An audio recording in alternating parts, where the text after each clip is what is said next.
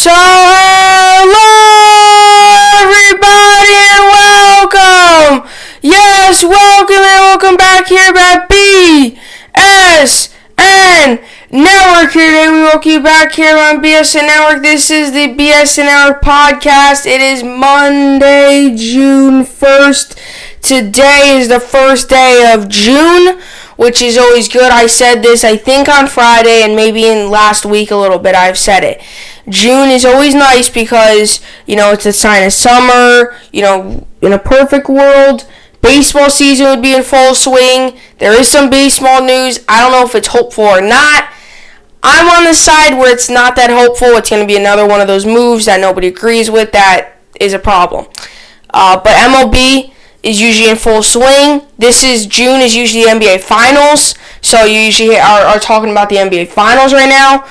Football is just really going into diving really in. Like, football would be really in the big area of training camp where, people are really starting to really see how the rookies are, how, the new teams are meshing together. In a perfect world, that would be how it is, but that's all on hold right now with the whole virus thing going around. I'll tell you what, though. It looks like, from what I've seen, from what I've heard and everything like that, it looks like we will have baseball this season. It looks like that. It also looks like we will have football. From what it looks like this. It's going pretty good. Everything with football and everything's going pretty good. So right now, obviously with everything going on. So let's get to it. We got a lot of sports to talk about today. Like I said, there's a ton of stuff to talk about. I took a note of 8 things I could talk about today. I picked 3 out. I picked probably the 3 most important. I'll probably pick 3 tomorrow, and I'll probably, go on and just keep, pulling out stuff. I learned from other shows that I watch, and I learned from, my apps and everything, and I'm like, I could expand on this. I could talk about this. So we have the MLB plan. MLB Players Association came out with a plan. I'm going to run through that. If I like it, if I dislike it, we're going to run through that. DeAndre Hopkins versus Michael Thomas. I'm going to give you who I think is the best receiver in the NFL. Now, DeAndre Hopkins came out about a couple of days ago and said that he was on a show. He said that he was the best receiver in the NFL right now, no doubt about it. I think it's close. Who's the best? I'm not going to tell you who I think's the best. I think it's close. But he said that he's the best receiver in the NFL by far. I wouldn't say he's the best receiver in the NFL by far. I'm going to say it's close. I'm not going to say who I think it is. I'm just going to say the battle between DeAndre Hopkins and Michael Thomas, it's close. And then we have Brian Hoyer, Jarrett Stidham, and the Patriots. There's some news. Brian Hoyer possibly starting now over Jarrett Stidham, Patriots, everything like that. You know how it is. The quarterback situation over there is a mess. It is not okay. It's not good. Let's just put it at that. It ain't very good. After Brady left, you know what's going to happen. So anyway, let's get into it. So we have MLB plan. So yesterday, the MLB released, or the MLBPA, so MLBPA stands for the Major League Baseball Players Association. So the MLB Players Association came out with a plan yesterday, and they said, this is our plan, this is what we want, this is the salaries we want, this is the amount of games we want, this is how far it's going to go, this is what's going to happen, teams, playoffs, everything in it. I don't hate the plan. I don't love the plan either. But you know how I feel about the whole MLB situation. Go watch. If you don't know how I feel, you could go watch Friday's pod, Thursday pod, and I think I talked about it on Wednesday's pod of last week. I should give you a clear demonstration of how I feel about the whole MLB situation, and the whole contract negotiations, the whole pay cuts, the whole, playoff format, everything like that. I talked about that. You know how I feel about the MLB. I'm not complaining. I like the MLB's plan that they released a couple weeks ago. It's the players that are annoying me. It's not the MLB. It's the players. If you were wondering what I'm talking about there. So, anyway, they released their plan, and like I said, I don't hate it. I don't love it. It ain't the best thing in the world. It gets me a little mad because, these players won't just take a plan that I think is amazing. I think the MLB plan they offered a couple weeks ago, about a month ago already, it was like the second game of KBO League. and the KBO has been in run for about a month now, and they've done very good. Let me say that. I've watched the KBO games. They've done very good. The KBO has done very, very good. I'm not talking about ratings-wise, people watching. I'm talking about keeping the players safe, testing them regularly, or testing them daily. Even with the coaches wearing masks, umpires wearing masks, social distancing, everything like that, keeping the players safe, having the players kind of not really go out. The KBO, I'm going to give credit to them, 100%, I'm going to give 100% of the credit to them. I am telling you, the KBO has done very, very well. Having baseball return, having it return safely. There hasn't been one positive case yet with the KBO League, which is great. Because, I've said this multiple times last week and even when the KBO first came back. You gotta watch out. Once one player gets it, you're going all the way back to square one. So the KBO League has handled it great. And I just want to say that. I want to make it clear. The KBO League has done amazing.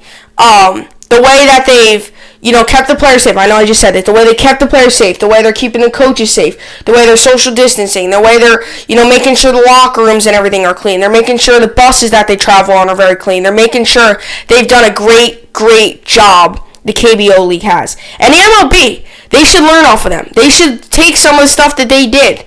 Right? Look at some of the stuff the KBO has done. The NHL came out with a report yesterday that they're going to test players every single day, which is what the KBO is doing. They're testing players each game, which is about every single day. Except I don't think anybody in the league plays on Monday, but they play Tuesday through Sunday. Right? KBO has done very good, and we can all agree on it. You really can't make the argument that they haven't done good. I'm not talking ratings-wise. I'm not talking about, the skill and everything. I'm talking about how they've handled all this coming back. MLB should definitely take some advice from them, really. Because the MLB right now, and, you could always say, and I agree with this, the KBO doesn't have to worry about the $300 million contracts. Those players aren't like that. They said the contracts out there are like minor league contracts. That's a big contract. It's probably like $500,000, something like that, minor league contracts. Judge's contract, $622K. Those are big contracts. You don't have to worry about the contracts out there. All right, so that's why. So, anyway, MLBPA proposal for 2020 MLB season includes a 124-game season and a player opt-out. So, I've said this multiple times. I like the 82-game season plan. I think the problem is they said that the season would go from June 30th. It would start on June 30th and go until, they would start on June 30th and it would go until October 31st, which is Halloween. At max. It would go October 31st at max, which is Halloween. So, let's just say the World Series or whatever is a 7-game series. I guess the 7th game would be at max on October. So the latest the season, unless if you have a rain out or something, but the latest the season would go is October 31st. So it would start on June 30th, which is only 29 days away from now. So that's good. That's 3 weeks, 3-4 weeks, it's a month from now, right? June 30th is pretty much August, so it's about a month from now. So it would start on June 30th, and it would end on October 31st, unless the one team sweeps the one team, or whatever the case may be. I guess the max would be October 31st, which is Halloween. So, I don't hate that. I don't hate it. But what I've said before is, I'm perfectly fine with an 82-game season. I'm okay with that. I think the 82-game season's okay. I think the 82-game season, as a matter of fact, is very good because it doesn't end too late, and next season could start maybe a little bit later, but not too late. If you end in October, it's going to have to start up in at least, you're telling me, mid-May, early June, because, usually October, after, because this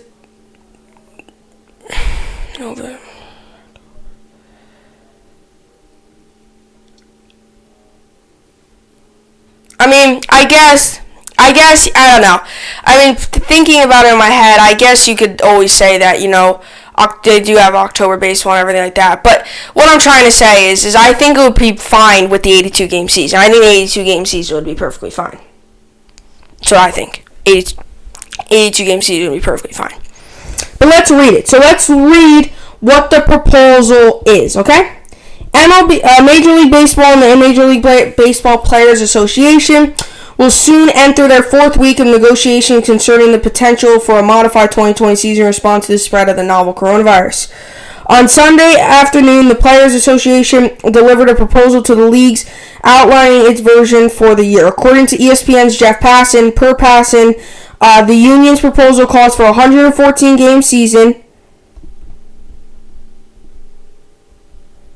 Let me see. 114-game season that would begin on June 30th and end on October 31st. The postseason would then take place throughout November. Okay. So it would take place throughout November. Okay. So, meaning, so the season would go from June 30th to October 31st. Now, if you never knew this, I don't know if you guys have ever heard this. There's a player called Reggie Jackson. His name is, they call him Mr. November. On the Yankees, Reggie Jackson. Called Mr. November. So could there be a number, Mr. November 2.0? I don't know. I'm sure people would talk about it. I'm sure people would definitely talk about it. But anyway, so other key parts of the plan include every player having the right to opt out of participating, which those who are deemed high risk receiving salary and others receiving only service time.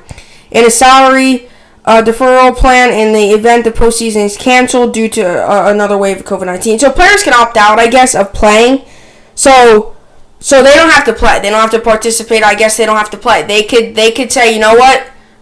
I'm not going to play for this amount of salary. Now, you know how I feel. If they aren't going to play, they shouldn't get paid. So it's either you get paid, whatever, $5 million, $6 million, whatever the case may be. I think it's $5 million because I said it the other day. It's either you get paid $5 million, $3 million, whatever, somewhere in that range, or you don't get paid at all. If they're not going to participate, they're not going to play, don't give them the money. It says here, from what I'm reading, it says they won't participate. So other key parts of the plan include every player having the right to opt out of participating. So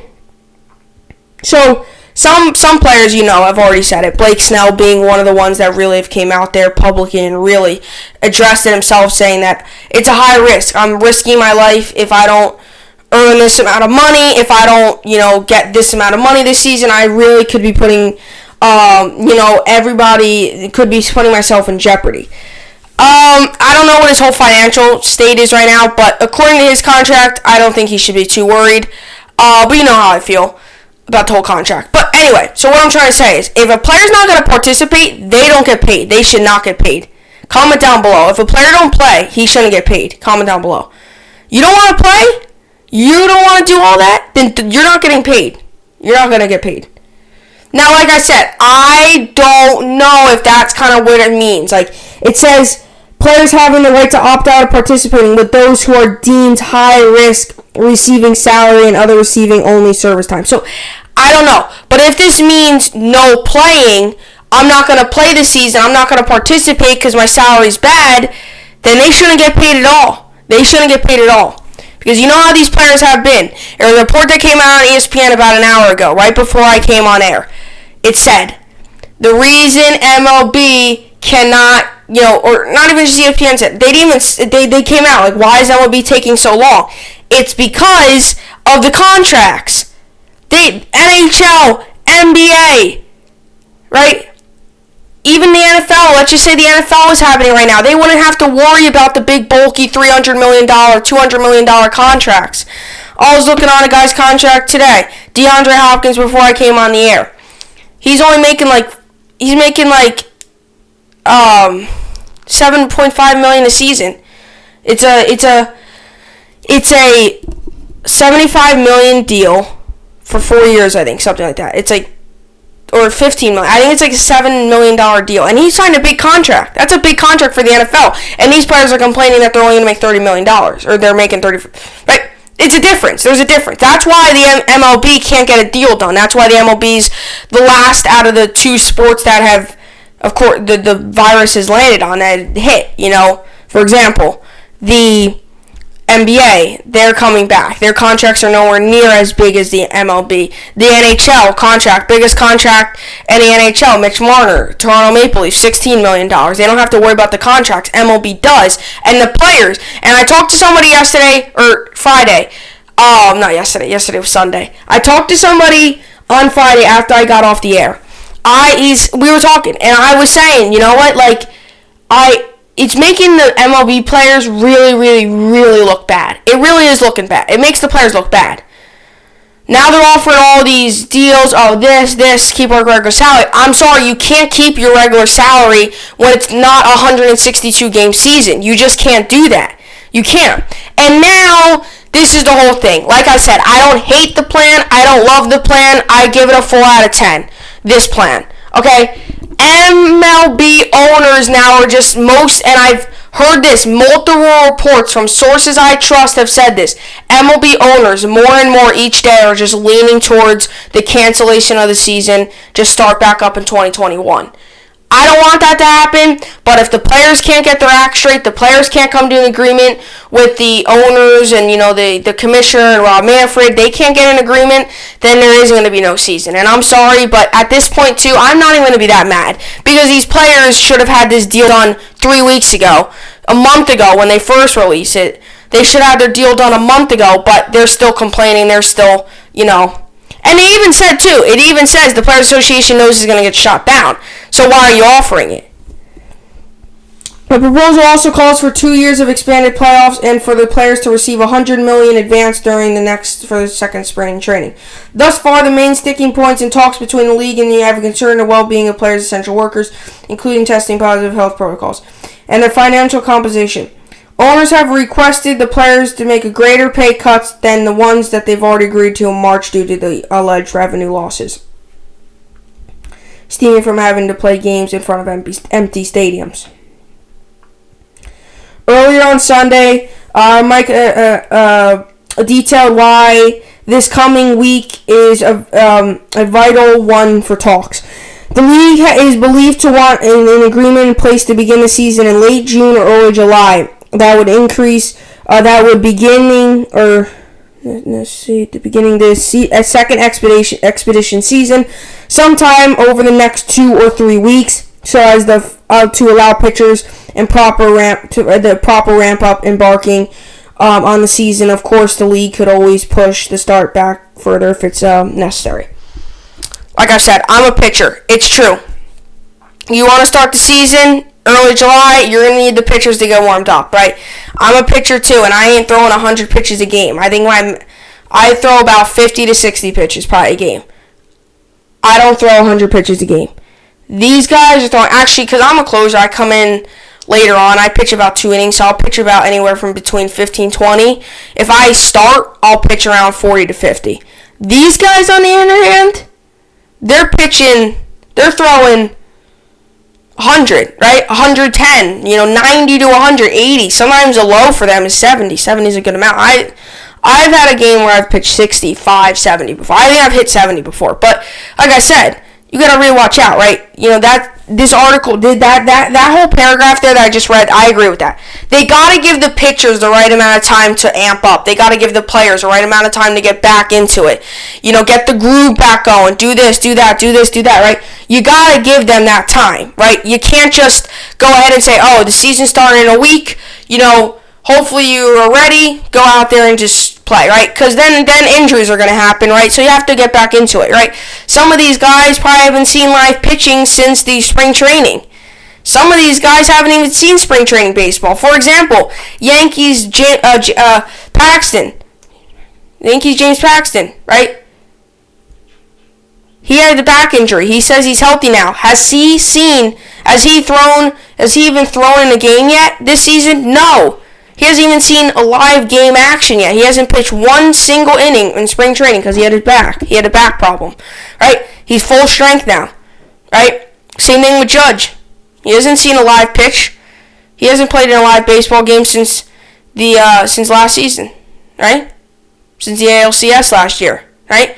Guys, there's different amount of guys. That's why you got to watch out. That's why you got to start. That's why I think just playing 82 games is good. Because I have an odd feeling that if you play 100 or 114, injuries could happen. I wouldn't be surprised. I really wouldn't be surprised. And I'm going to say this now. Mark my word on it. I wouldn't be surprised if you see an increase of injuries this year. Not even just because they weren't practice ready. But let's just say they play more than 82 games. Let's just they play an extra 20 to 30 more games. I wouldn't be surprised, right? Here's the thing. Here's what can cause injuries, okay? 3 big things that can cause injuries, okay? And I'm telling you, I've played baseball a ton of times in the cold. It ain't fun. I play third base. I play pitcher. As a pitcher, it's the worst thing to pitch in the cold, even in the hot. Pitching in the hot is not the greatest thing. I'd rather pitch in the steaming hot than the freezing cold, but I've pitched in the cold. It ain't fun. When it gets cold out, when it gets September, when it gets, September, October, when it starts to really get, near winter, and it's really in the center of autumn and fall, and, really, it's cold. And those players are out there, cold weather, not enough stretching, and possibly, just overusing yourself. Sometimes maybe either a pitcher's overusing his arm. It can cause injuries. Cold weather, and you might think this is crazy, like, what are you talking about? Cold weather can cause injuries, believe me. They can. Because it's cold, you can't get warmed up, your muscles are all tight, you're stiff, you're tight. And you go run and your muscles are all tight, and all of a sudden you find yourself pulling a hammy, you find yourself pulling a quad, you hurt your groin or something like that, or as a pitcher, you injure your elbow or your arm starts hurting, right? Cold can be a problem. That's why if you play 82 games, it could end by September, early October, not go into November, right? It could be a little different. But that's the thing, right? Who knows if that's going to even happen? I think that plan is completely out the window. That plan is completely, forget about it, out the window, don't even care about it, it's over, forget about it, right? Nobody cares about that plan anymore. So that was the MLB's whole, or the MLB's Player Association whole kind of plan, what they're gonna do about it, kind of things like that. That's their whole plan. So, like I said, I don't hate it, I definitely don't love it, I like the other one, but you know how I feel. These players, they just can't come to an agreement because they're so worried about the money. They're so worried about, this and this and this and that. But, it is what it is, right? It really is what it is. And that's, it's annoying. That's why I'm happy I'm an NBA and an NHL fan, because if the MLB was my only sport that I watch, you gotta watch out. You would be in a deep waiting hall right now. At least the NBA and NHL are on the verge of coming back, on the verge of, we'll be back soon, right? At least. But the MLB, it's almost like I want this season to come back, but I've said this on Friday. It's almost like you just take this season, throw it in, like just throw it out. Just take it up, crumble the piece of paper, and just throw it out. It's almost what I feel like this season has become. I don't know. Maybe that's just me though. But that's what I got for the MLB plan. Comment down below. Do you think the MLB is gonna come back? And if they do, what plan do you think it's going to be under? Do you think the MLB is going to come out with another plan that the players are finally going to agree with, or is it going to be something the players come up with? Comment those two things down below. I would love to see what you guys think about that all coming up. So now, coming up, we got the DeAndre Hopkins versus Michael Thomas debate. So,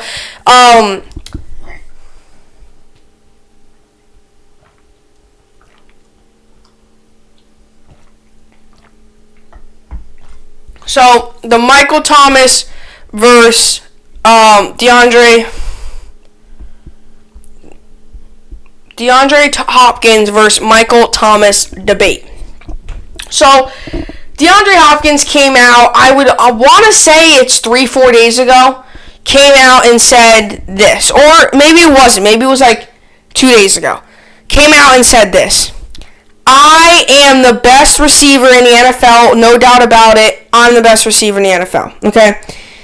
And it caught some eyes, right? Some people agree, some people disagree. You're always going to have your agreements and disagreements in sports. That's what's the beauty of sports, Everybody has their opinions. There's no right or wrong answer. There's some right or wrong answers. There's some right answers,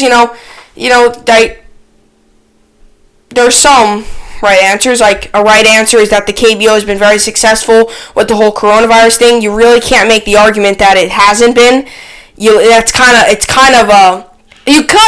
could say it hasn't been successful. You always could, but I'm just telling him health-wise and keeping the players safe and sanitizing and everything, it's been very good, and you really can't make the argument about that. You ask anybody, it's been good. No positive cases, right? And they've been able, obviously with no positive cases means the way they're sanitizing, means the way they're cleaning the buses, cleaning the locker rooms, socially distance the players, making sure the players, aren't, breathing on top of each other, making sure, everything's on social distancing. Obviously it's worked, so there's always opinions. But anyway, so I wanted to talk about this. So DeAndre Hopkins came out and said, I'm the best receiver in the NFL. Now, don't get me wrong, he's a very good receiver. But now Michael Thomas hasn't said anything, but now, I guess the next guy up from what people think would be the best receiver in the NFL is Michael Thomas. So now you have people debating, and I'm going to bring it in my own way. You have people debating, who's better, DeAndre Hopkins or Michael Thomas? I'm going to give you my answer in a couple of minutes from now, right? I think both are phenomenal receivers. This is as hard as when I predicted who I think is going to win the MVP. They're both phenomenal receivers. You got a deep ball threat in DeAndre Hopkins. You got a tall, lengthy guy in DeAndre Hopkins. He's very fast. You got in Michael Thomas, you got a midfield and a short field threat. He can get the ball in a little mesh route across the middle for like a 3-yard, and he could turn it upfield for 15. He's a quick receiver. You can get him a deep ball because he can burn guys. He's a pretty quick receiver. He's got a very good footwork. His route running is unreal. That explains the completions last year. That explains the amount of incompletions he had last year. He barely dropped balls. As a matter of fact, he had the least amount of drop balls. I think he broke the record for it. That's because he's such a good route runner, right? Guys that aren't great at catching balls, they aren't usually great route runners. Because, what happens is, the quarterback and them two aren't on the same page. Now, you look at the quarterbacks most of these receivers have, they've been spoiled at the quarterback position. DeAndre Hopkins, for his first couple years, from 2013 to 2019, he had Deshaun Watson for, the last couple of years, and then obviously he had a couple other quarterbacks with the Texans, which weren't great, and that's what I find fascinating about him is DeAndre Hopkins did it, and there was a rough time with the quarterback position at the Texans. He was able to catch the ball. Deshaun Watson, you can make the argument it's a top 5 quarterback in the NFL right now. Right, so, and then now he's on the Cardinals with Kyler Murray, who I think is going to have another very good year. He obviously won Rookie of the Year last year. He did it with he did a very slim receiving core. Christian Kirk, Larry Fitzgerald, who's out of his prime. Now you add Larry Fitzgerald, who's still okay, not like he was. You have Larry Fitzgerald now, who's older, Christian Kirk, and now you add D-Hop. Kyler Murray's only going to get better, I feel like. And that's the thing. So he's got a good quarterback there. And now you have Michael Thomas. Michael Thomas is spoiled with Drew Brees. Drew Brees, you can make the argument is top 10 quarterback of all time. You can make the argument he's one of the better top 5 quarterback in the league right now. Drew Brees is very good. The reason why Drew Brees, not many people have talked about him, is because the Super Bowl rings aren't there. The Super Bowl rings aren't like Tom Brady. They're not like Joe Montana. Super Bowl rings aren't there. That's why people don't put him in the top quarterback conversation, because the Super Bowl rings aren't there. He's gotten one. He's won one, right? Same thing with Manning. That's why you don't always hear people putting Manning up top. Yeah, he's won 2 Super Bowls and 2 Super Bowl MVPs, but he didn't win 6. He wasn't with Montana, and, right? That's why people say the same thing with Peyton Manning. He won 2 Super Bowls. That's unreal, right? But when you compare him to 6 Super Bowls, same thing with Drew Brees. The Super Bowls are not there. 1 Super Bowl win, they're not there. That's why you don't put him up top, right? That's why. Same thing with Rodgers. Yeah, Rodgers is a big name, but he's only won 1 Super Bowl, right? That's why you got to watch out, right? That's why you see different quarterbacks being up at the top. That's why you see the Joe Montanas up at top. That's why you see the Terry Bradshaws up at the top. That's why you see the Troy Aikmans up at the top. That's why you see the Tom Brady's up at the top. That's why, because they have the Super Bowl rings.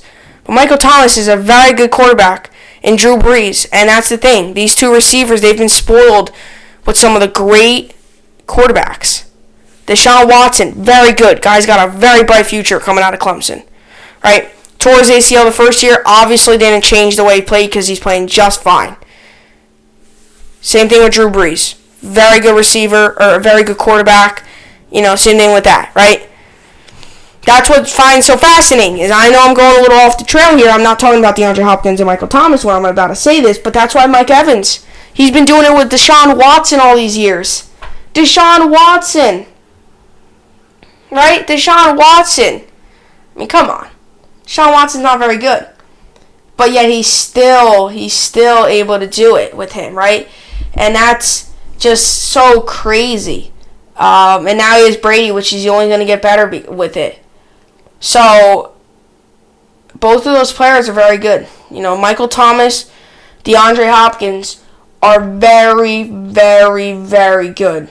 Very good players. Very good players.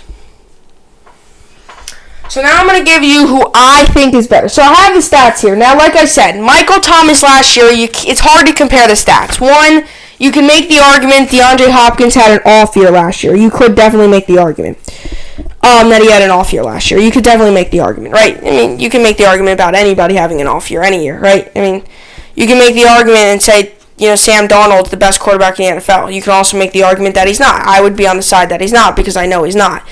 But anyway, these are the stats for DeAndre Hopkins versus Michael Thomas. So DeAndre Hopkins last season had 104 receptions and was tied third in the NFL for receptions. Okay, he had 1,165 yards.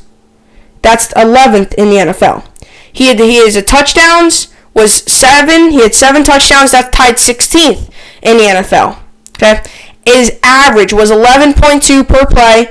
That's 83rd in the NFL. Okay.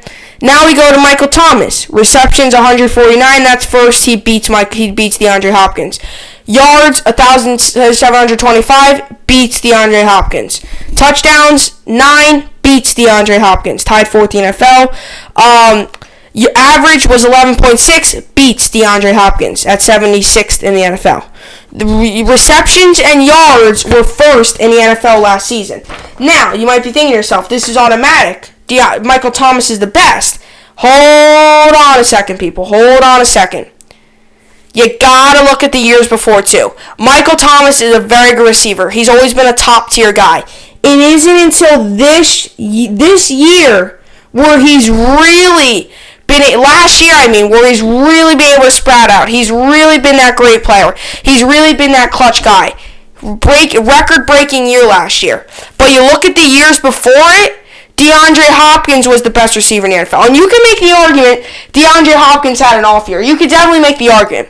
You know, his stats from 2 years before aren't nearly as good, but you could definitely make the argument. You really could make the very good argument that DeAndre Hopkins had a down year. You know, he had a very good year. He's a very good Pro Bowler still.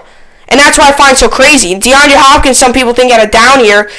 I don't think he had a down year. He didn't have a year that DeAndre Hopkins has had in the past. It wasn't his best year. It wasn't his worst year. 7 out of 10 years. He's had years before where I've given him a 9 out of 10, 10 out of 10. You can't be perfect. I would probably give him a 9. Last year, I'd probably give him like a 7, 7.5 out of 10 if I was grading his performance overall last year. But, you know, you got differences, right? You got 2018, DeAndre Hopkins was, without a doubt, probably the best receiver in the NFL. Last year, Michael Thomas, stat-wise, you look at the numbers, Michael Thomas is better. Here's my thing with DeAndre Hopkins. Here's my thing. He's a deep ball threat. He's not the fastest guy in the world, but he's pretty fast for his size. He's tall, lengthy, big arms, big hands, or lengthy arms, big hands, right? He's got a very good vertical. He can jump up, get balls over corners 90% of the time. He wins the one-on-ones, right? I've said this before about Michael Thomas. D-Hop is a very good route runner. I know most of the time you're like, oh, he's just running a vertical up the field. That's not always the case. He can run a vertical. You know, sometimes he's running an in route, an out route. He can do a lot of stuff. One thing I like about DeAndre Hopkins, he ain't the fastest guy in the world, but he's fast for his height. He's fast for his size. You know, he takes big strides. He can get up the field quickly. He can do all that. Michael Thomas, same way. You could say he's probably one of the best route runners in the NFL. I said this 5 minutes ago. That's that's why his receptions, that's why his catches, that's why they're all up there, is because he's such a good route runner. He can run the routes. He can get to the out routes. He can get the in routes. He can run the meshes and turn them upfield for take a 3-yard play for a 15-yard play. He can go deep if you need him. He's not as tall as DeAndre Hopkins, but he can go deep because he's fast. He's strong. He'll haul on a ball against a one-on-one 6-foot cornerback, right? He can go deep. He can do that, right? Right? So that's why I think DeAndre Hopkins is going to benefit from Kyler Murray. Kyler Murray is a good quarterback that throws on the run. DeAndre Hopkins never gives up on the play. Neither does Michael Thomas. DeAndre Hopkins not open 1 minute, he comes back in the field the next minute. He's running straight. He's like, oh, I'm not open. Let me cut back, come down, right? All of a sudden, DeAndre Hopkins right there, instead of a play that went for 0 yards, incompletion, or a sack, DeAndre Hopkins turns it in. Okay, here, give me the ball 25 yards later, right? That's the thing. Michael Thomas, same way. Right? He never gives up on the play. Right? Michael Thomas grinds until the whistle is blown. Right? It's so clear. You can clearly see it. Really, really very obvious. Like I said, Michael Thomas had a record year last year, right? So, look at the stats. Last year, without a doubt, yes, he was the better player. But overall, throughout the career, you look at the career stats, you look at the 2018 stats. Here's who I think is the best receiver in the NFL. Michael Thomas is very good. DeAndre Hopkins is very good. I would say DeAndre Hopkins is the best receiver in the NFL. And here's my reasoning. I've said this multiple times today already on the podcast. Tall, lengthy, strong, wins one-on-ones, good route runner, goes deep, not that fast, but is fast for his size, got long strides, he comes back to the ball, doesn't give up on the play. Michael Thomas, very good route runner. You can say Michael Thomas is probably the best route runner in the NFL. We were going by route runners, Michael Thomas, but we're going by deep ball threat, we're going by hands, right? Michael Thomas might have the best hands, but one-on-ones, right? 90% of the time, you throw it up deep to DeAndre Hopkins, he would win the one-on-one. He would win it. He would win the one-on-one. Because DeAndre Hopkins, say if this is the corner, DeAndre Hopkins is usually that much taller. That's DeAndre Hopkins, very, very tall. That's what makes him such a good receiver. You remove his size, you would have to adjust. Obviously, he wouldn't be a deep ball threat because, it's not like you would just shrink him and and now I went from whatever, high 6 foot, 6'7", 6'8", whatever he is, 6'6", I don't know, right? To 6 foot, right? That's what makes DeAndre Hopkins so good. Put any corner on him. He can really, throw it up deep, one-on-one, catches it. Corner the end zone, you got 30 seconds left on the clock, one-on-one, jump ball, give it to DeAndre Hopkins, right? Unreal. That guy is very good. Now, last year's stats, yes, were very good, but he's very close to a record-breaking year that Michael Thomas had you can kind of make the argument was a down year for DeAndre Hopkins. The stats are still very close. They're still very close. Stats are still very close, right? For a down year for a guy, from what people say was a down year, like I said, I wouldn't say it's a down year. It wasn't his best year. It was not even close to his best year. For a guy that some people say the down year, I'm not going to say down year. I'm going to say it wasn't his best year. Could have. He's had better years. The guy almost was tied with a guy who had a record-breaking season. Right?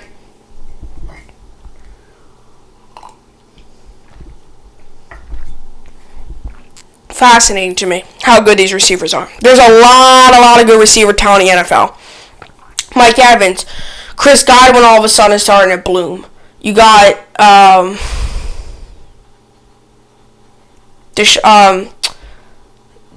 Hopkins. You got Michael Thomas. You got so many good receivers. Right? So many good receivers. And it's just, it's just crazy how good some of these receivers are these days. Gotta watch out. DJ Moore, Carolina Panthers, he's sprouting out too.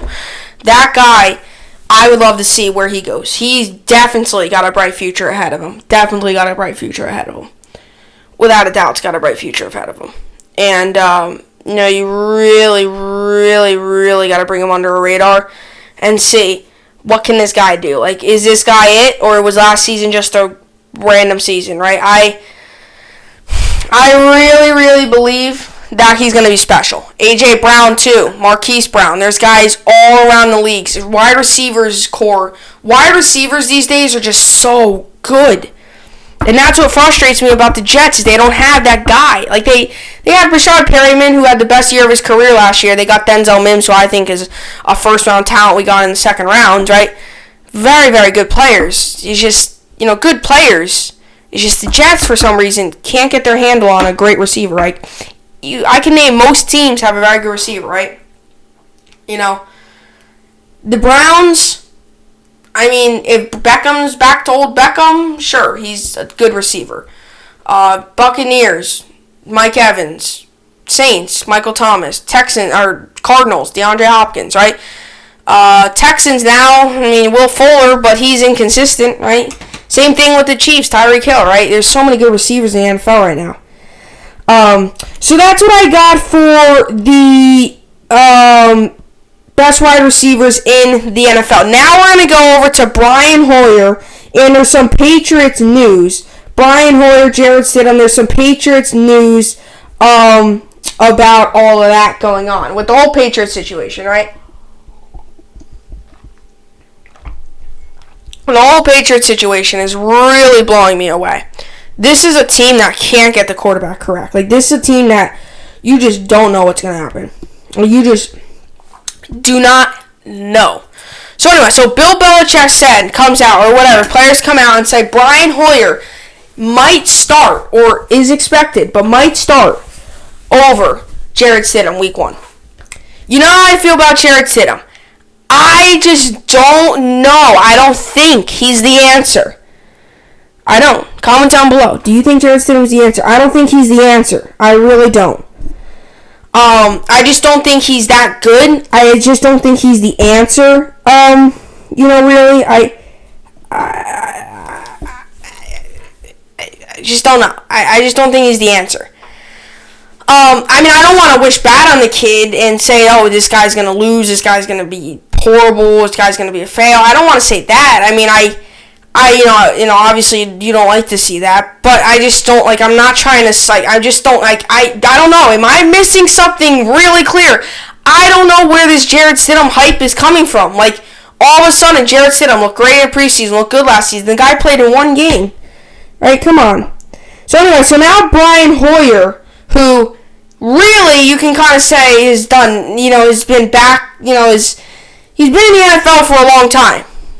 Can't take that away from him. He's been able to stick in the league, but he hasn't had a very, making the NFL successful, but he hasn't had a very successful career. Meaning, now, yes, he has had a successful career, but if you're going by, quarterback-wise, stat-wise, he hasn't done that great. But, now Brian Hoyer, who came back to the Patriots, now all of a sudden you're like, oh, Brian Hoyer's going to be the starter. Do I agree with this? No, I really don't. As a matter of fact, I think it's dumb. I don't think Brian Hoyer should start. I think you should actually give... I wouldn't say it's dumb. I shouldn't say it's dumb because I don't agree with that. I don't think that's fair to say. I shouldn't say it's dumb. I will say it's not the smartest thing ever, though. Right, Brian Hoyer's older. I would say give it to Jarrett Stidham. Now, if you can there was rumors about Cam Newton, which I might talk about tomorrow, that they've discussed multiple deals. Right? I don't know. Then you say, oh, Cam Newton, come to this. Right? Cam Newton, definitely, right? But I don't know. Yards. He had last season, 2019 season stats. Yards was 372. Touchdowns was 4. Interceptions was 4. QBR was 16.3. Horrible QBR. This is a guy that played for this is all the teams he's played for. He's played for the Patriots, the Cardinals, the Browns, the Texans, the Bears, the Patriots, the 49ers, the Patriots again, the Colts, and now back to the Patriots. Right, this guy last season did not have a great year. He was a backup to Jacoby Brissett, who did not have a great season. But I don't know where I'm coming from. I just don't see this really being their guy. I don't know. Maybe it's just me. I just don't see it. I just do not see it one bit. That's all I'm going to say. So anyway, so that's what I got for the podcast today. I don't know. Comment down below. What do you think is going to happen with the whole Jared Stidham, Brian Hoyer situation? What do you think? Comment down below. That's what I got. Wraps up the Monday. Good old 44-minute pod. Maybe a little bit longer, about probably 45 minutes because I'm going to end it soon. That's what I got. I'll be back at it tomorrow. There's some Packers news I might talk about if there's any more that comes out with this MLB plan.